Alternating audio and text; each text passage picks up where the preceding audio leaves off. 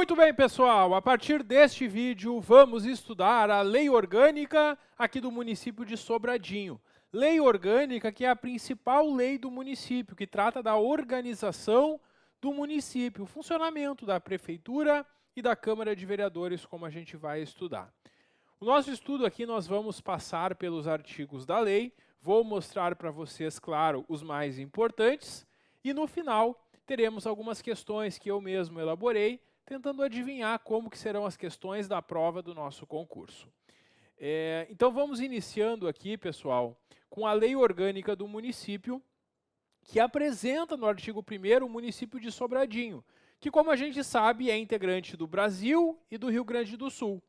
E por ser um município, assim como os demais municípios, vai se organizar de maneira autônoma em tudo que trata do seu peculiar interesse, porque os municípios possuem autonomia. O município de Sobradinho, então, possui a sua autonomia e vai obedecer, é claro, os princípios previstos na Constituição Federal e na Constituição Estadual.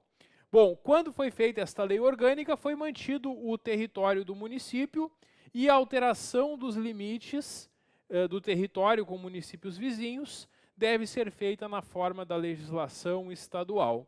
O município tem como sede a cidade de Sobradinho e a divisão do município em distritos depende de lei.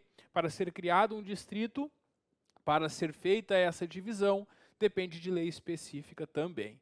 Pessoal, desses dois primeiros artigos, dificilmente a gente vai ter uma questão em prova. São assuntos que as bancas não costumam perguntar. Já o artigo 3º, nós temos uma provável questão de prova. O artigo 3º diz que são poderes do município independentes um do outro e harmônicos entre si, o legislativo e o executivo. Esses são os dois poderes do município. Legislativo é a Câmara de Vereadores e o executivo é a prefeitura. Pessoal, vocês têm que ter um cuidado, porque quando se estuda a Constituição Federal, a gente vai encontrar 3 poderes: o legislativo, executivo e judiciário. Agora, quando se estuda uma lei orgânica de um município, não se encontra poder judiciário. Sabe por quê? Porque poder judiciário não é poder do município. É um poder estadual ou federal. Existe a justiça estadual e existe a justiça federal, mas não existe justiça municipal. Então, quando a gente estuda poderes do município, só tem 2. E a banca pode tentar enganar vocês na hora da prova, afirmando, por exemplo, que o município tem 3 poderes: legislativo, executivo e judiciário. Aí está errado e tu vai lembrar que município tem só 2 poderes: legislativo, que é a Câmara, e executivo, que é a prefeitura. Quem tem poder judiciário é a União e o Estado, de acordo com as Constituições Federal e Estadual. Então, cuidado com isso na hora da prova. E o cidadão investido na função de um dos poderes não pode exercer a do outro. O político ou vai atuar no poder executivo ou no legislativo, como a gente vai estudar. Símbolos do município são o brasão, a bandeira e o hino. E o município é autônomo, como eu falei lá no primeiro artigo da lei, e essa autonomia do município se mostra, se expressa por 3 formas principais. O povo de Sobradinho vai às urnas de 4 em 4 anos e elege os seus vereadores. Eleição direta dos vereadores, então. Também de 4 em 4 anos, eleição direta de prefeito e vice-prefeito. E, além disso, existe uma administração própria aqui no município de Sobradinho que cuida do seu peculiar interesse. Quem é essa administração própria? É a prefeitura. E esse poder que a prefeitura tem de cuidar dos interesses locais é uma expressão da autonomia. Então, por esses 3 motivos, é possível afirmar que o município de Sobradinho é autônomo. Bom, avançando, a gente vai encontrar as competências do município. Competência é aquilo que cabe ao município providenciar, fazer. A gente tem no artigo 6º uma grande lista de competências do município. Depois dessa grande lista, a gente vai encontrar no artigo 7º outras competências que são também do município, mas não somente dele. As matérias do artigo 7º são competências do município concorrentemente, ou seja, em conjunto, com a União ou o Estado. Então, a gente tem atribuições do município que são praticadas em parceria, com união de esforços com o governo federal, com o governo estadual. E a banca, na hora da prova, pode tentar te confundir, misturando essas competências que são somente do município, que são as do artigo 6º, com essas do artigo 7º, que são competências concorrentes. É interessante que vocês façam a leitura e comparem as duas listas, para caso isso seja perguntado em prova, vocês saibam diferenciar o que cabe somente ao município, o que o município vai fazer junto com a União e com o Estado. Bom, avançando aqui, o artigo 8º também prevê que o município pode celebrar convênios, fazer parcerias com o governo federal, com o governo estadual ou com outros municípios vizinhos. Tributos do município. Pessoal, tributos é a principal fonte de arrecadação do município. É daqui que vem o dinheiro para o município pagar a remuneração dos servidores, prestar os serviços públicos e tudo mais. Quais são os tributos do município? Primeiro, nós temos 3 impostos que cabem ao município. O Imposto Predial e Territorial Urbano, é o IPTU. Aquele IPTU que tu paga da tua casa é o imposto municipal. Tem também o Imposto sobre a Transmissão Inter Vivos de Bens Imóveis. Quando tu compra um imóvel, tu paga esse imposto chamado ITBI, Imposto Transmissão Inter Vivos de Bens Imóveis. E tem ainda o Imposto sobre Serviços de Qualquer Natureza, que a gente chama de ISS. Empresas que prestam serviços vão recolher esse imposto também ao município. Então, esses são os 3 impostos municipais. O que a banca pode fazer na hora da prova?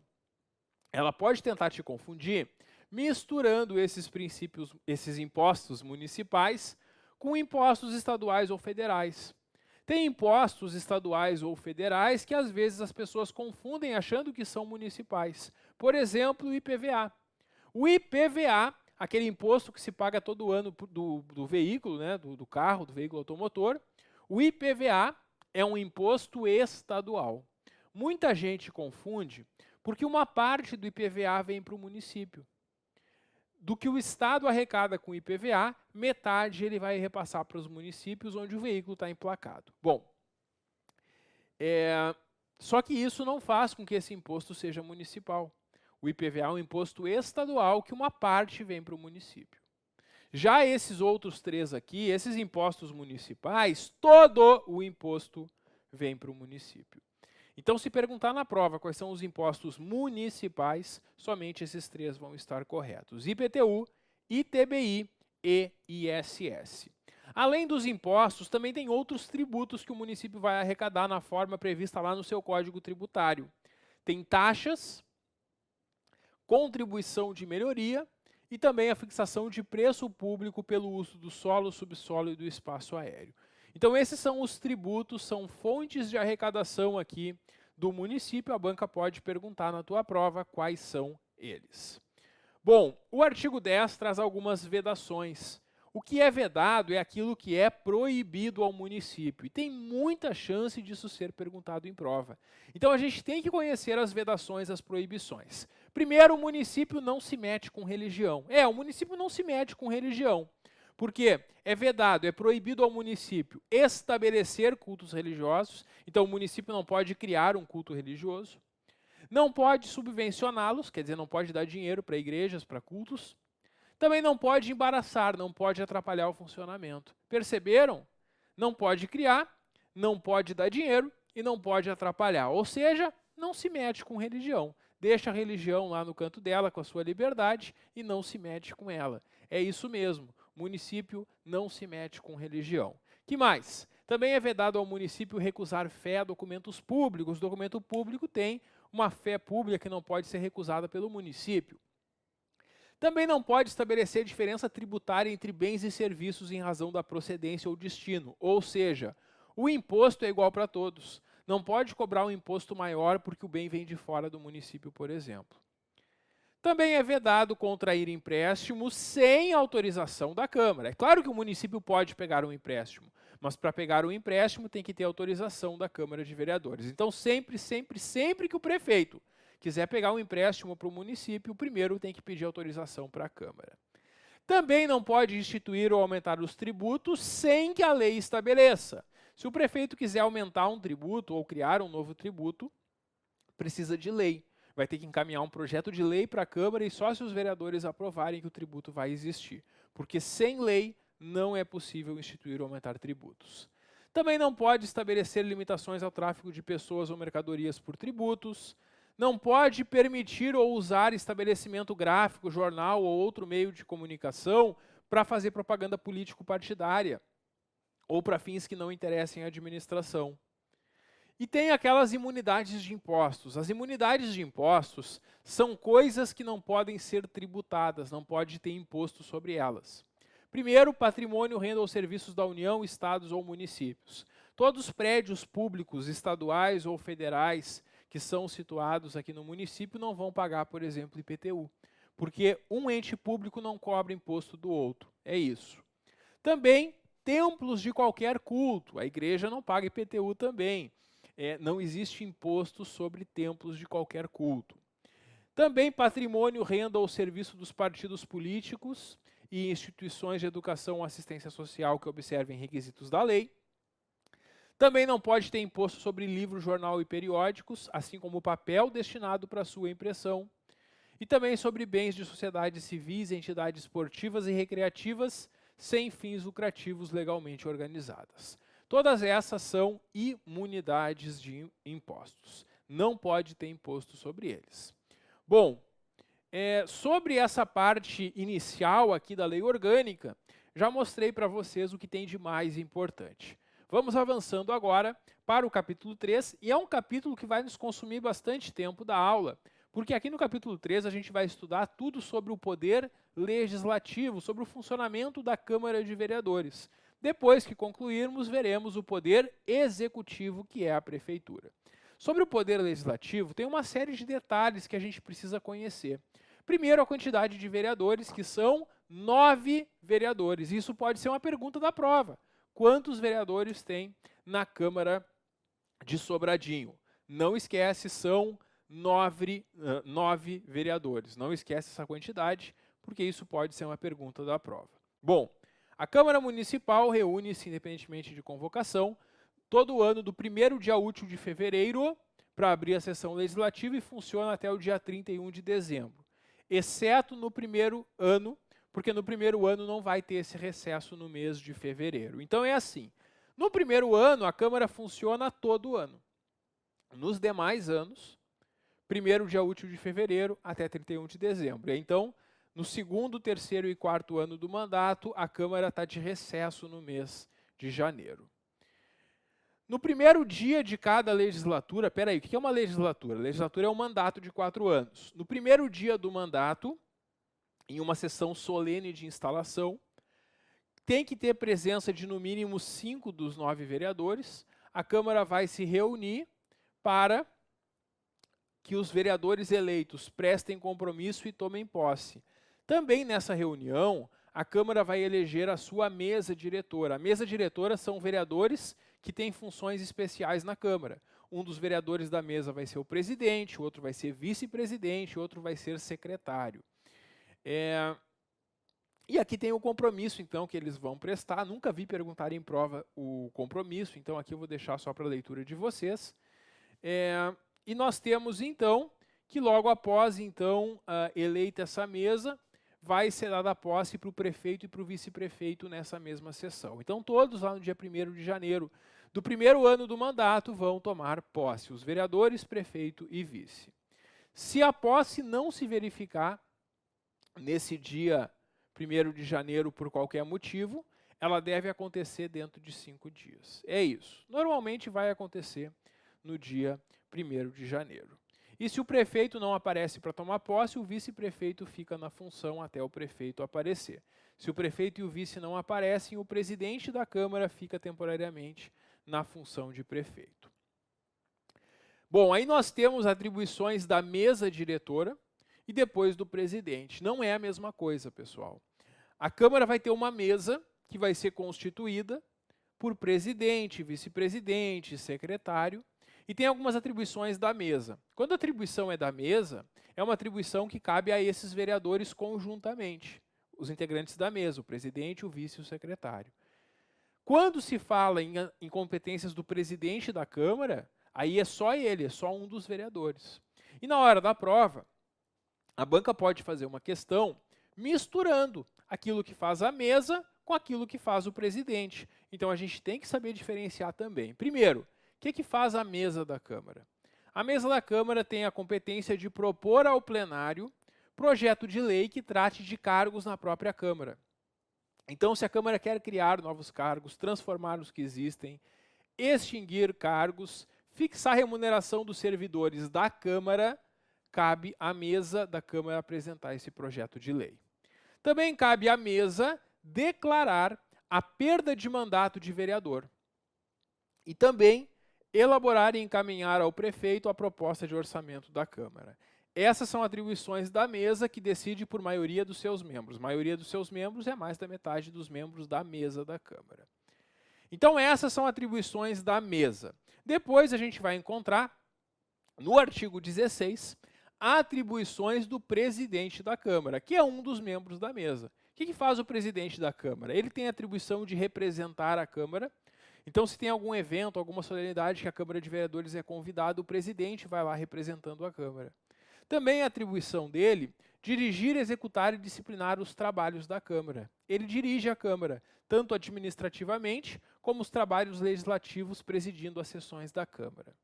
Se houver alguma dúvida sobre a aplicação do regimento interno, é o presidente que faz a interpretação e vai garantir que se cumpra o regimento interno. Também ele tem a atribuição de promulgar resoluções, decretos legislativos e também leis que o prefeito não tenha sancionado. A gente vai ver no processo legislativo, que nós vamos estudar ainda hoje, como que isso funciona. Também publicar atos da mesa, resoluções e decretos legislativos. Declarar extinto o mandato do prefeito, vice-vereadores, nos casos previstos na lei. Apresentar para o plenário. O que é o plenário? É a reunião dos 9 vereadores. O presidente apresenta para os demais vereadores, então, ao plenário, o relatório das despesas que a Câmara teve com obras e investimentos. Requisita o numerário destinado a despesas da Câmara. O presidente da Câmara vai requisitar para o prefeito o repasse dos recursos previstos no orçamento para a Câmara poder funcionar. Também exerce em substituição a chefia do Executivo. Como assim? Quem é o chefe do Executivo? É o prefeito. Quando o prefeito está fora, quem é que substitui o prefeito? O vice-prefeito. Quando os dois estão ausentes, prefeito e vice-prefeito, aí o presidente da Câmara é o próximo substituto. É isso.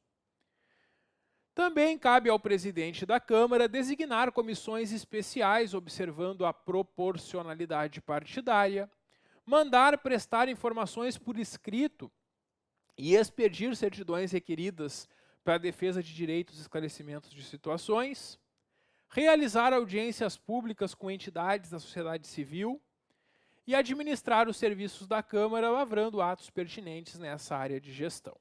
Então é isso, o presidente faz essa gestão administrativa também da Câmara Municipal.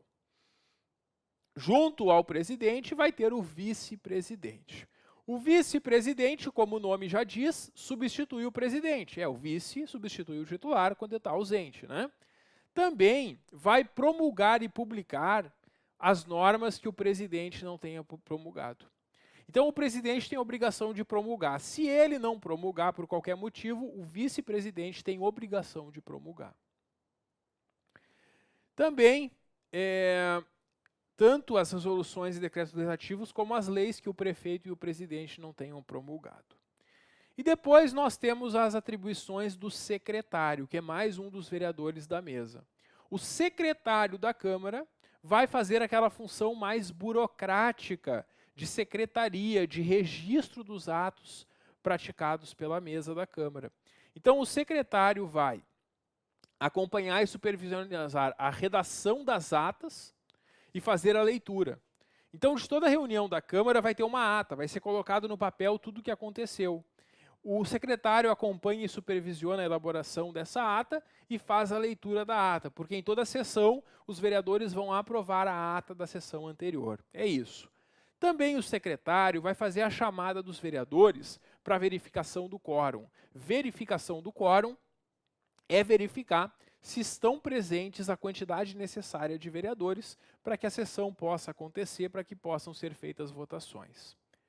Também cabe ao secretário fazer a inscrição dos oradores, os que vão usar a palavra na pauta dos trabalhos, e também substituir os demais membros da mesa, porque quando o presidente e o vice estão ausentes, o secretário pode substituí-los. Então é isso, é muito importante para a prova a gente diferenciar o que faz a mesa, o que faz o presidente, o vice-presidente e o secretário, porque a banca pode formular uma questão misturando, confundindo o que faz cada um deles. Muito bem, concluído isso, vamos agora ver as sessões. As sessões, de acordo com o artigo 19, vão acontecer toda semana na quinta-feira, às 18 horas. Quinta-feira, às 18 horas, então, é o dia e horário de sessão na própria sede da Câmara Municipal, podendo ser em dia, horário e local diverso, quando autorizado pela maioria dos vereadores. As sessões só podem funcionar com a presença de, no mínimo, maioria dos seus membros. Espera aí, são 9 vereadores. Quanto é a maioria de 9, pessoal? Isso, 5. Então, se tem sessão na Câmara hoje e tiver só 4 vereadores presentes, a sessão não pode acontecer, porque eu preciso da presença de metade dos vereadores para que possa acontecer a sessão. Maravilha. E como é que vão ser as decisões? As decisões vão ser tomadas, em regra, por maioria de votos. Maioria de votos é o que a gente chama também de maioria simples, que é mais da metade dos presentes. Então vamos lá. Se não tiver 5 vereadores, nem pode ter sessão. Se tiver presente 5 vereadores, eu vou precisar de 3 votos para alcançar essa maioria. Se estiverem presentes 6 ou 7 vereadores, eu vou precisar de 4 votos para ter maioria. Se estiverem presentes 8 ou 9 vereadores, eu vou precisar de 5 votos. Então, a maioria simples é uma maioria relativa, porque ela muda conforme a quantidade de presentes. E, em regra, é assim que vão ser as decisões da Câmara. Dentre os presentes, a maioria vence. Essa é a regra geral das votações. No entanto, tem alguns assuntos que a lei orgânica vai dizer que quer mais atenção para que sejam aprovadas as leis, porque ela vai exigir para alguns assuntos o voto de maioria absoluta ou o voto de 2/3 dos vereadores. Matérias que exigem maioria absoluta, a gente vai ver, dentre outras leis complementares, vão exigir maioria absoluta. E tem matérias que exigem 2/3, como, por exemplo, a aprovação das alterações a esta lei orgânica, as emendas à lei orgânica. Bom, então é isso. Em regra, a Câmara vai aprovar por maioria simples, que é mais da metade dos presentes.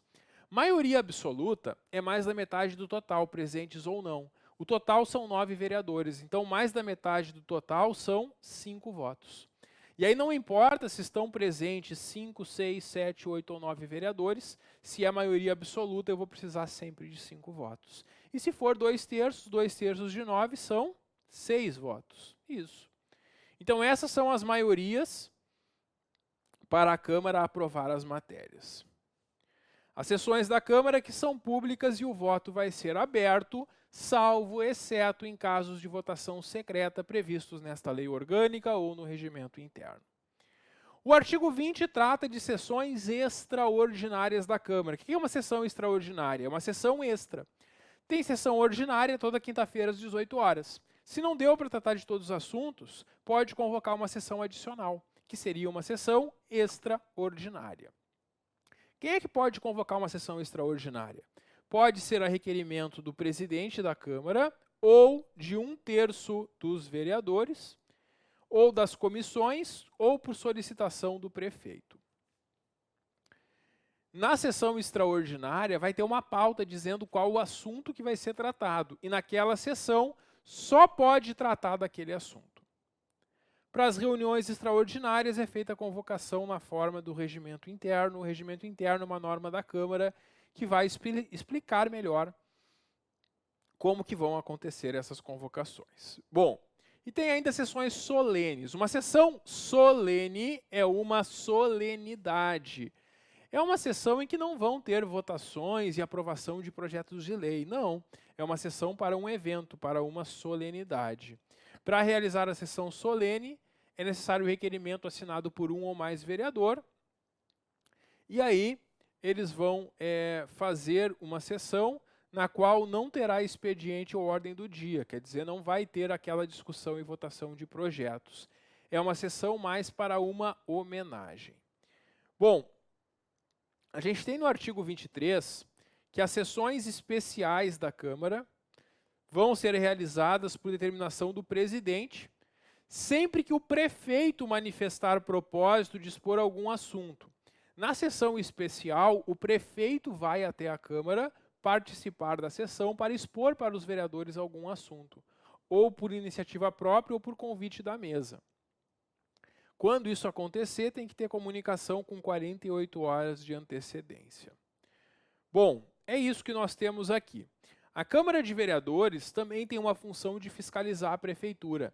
E nessa função de fiscalizar a Prefeitura, a Câmara pode convocar secretários municipais, titulares de autarquias ou instituições que o município participa, para comparecerem e prestarem informações sobre o assunto no prazo máximo de 10 dias úteis. E quando isso for solicitado, também podem solicitar informações por escrito, que devem ser entregues no prazo de 3 dias úteis antes do comparecimento. Bom, na sequência nós temos regras sobre os vereadores, e essas regras a gente vai trabalhar no próximo vídeo. Dá um clique que eu já volto. Até logo.